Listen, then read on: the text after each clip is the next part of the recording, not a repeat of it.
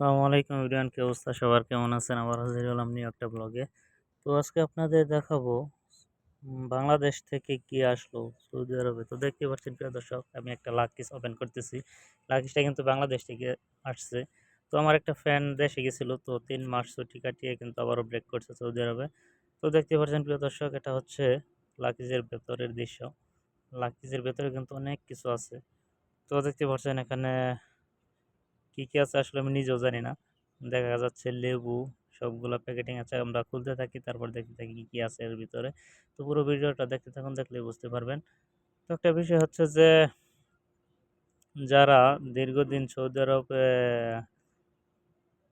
বসবাস করে দেশে যায়, তারপরে দেশে যাওয়ার পর উম দেশের আশেপাশে যাদের আত্মীয়স্বজন সৌদি আরবে থাকে, তাদের জন্য কিছু দেওয়ার জন্য তাদের একটা আবদার থাকে। তো দেখতে পাচ্ছেন সেরকম কিন্তু আমাদের অনেক কিছুই এখানে পাঠিয়েছে। যাদের প্রবাসী কেউ আত্মীয়স্বজন থাকে সৌদি আরবে, তাদের জন্য কিন্তু আসলে মূলত পাঠানো। তো একটা বিষয় হচ্ছে যে, সৌদি আরবে যারা থাকে তারা কিন্তু অনেক দিন, দীর্ঘদিন লং টাইম সৌদি আরব প্রবাসে থেকে তারপর কিন্তু দেশে যায়। তার কারণ হচ্ছে ফ্যামিলিরা যেন একটু ভালো থাকে সেই কারণে। তো দেখতেই পাচ্ছেন প্রিয় দর্শক, আমাদের আ প্যাকেটিং কা প্যাকেটিং খোলার কাজ কিন্তু চলছে। তো দেখতে পাচ্ছেন এখানে এই যে পিঠা ওপেন করা হয়েছে।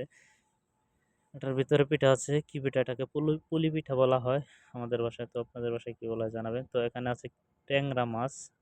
দেশে থেকে আসছে এটা ট্যাংরা মাছ। খুবই সুন্দর। এটা কিন্তু ফ্রিজে বরফ বানিয়ে তারপর কিন্তু নিয়ে আসা হয়েছে। তো দেখতে পাচ্ছেন এখানে আছে মুরগির মাংস, আ দেশি মুরগির মাংস সম্ভবত।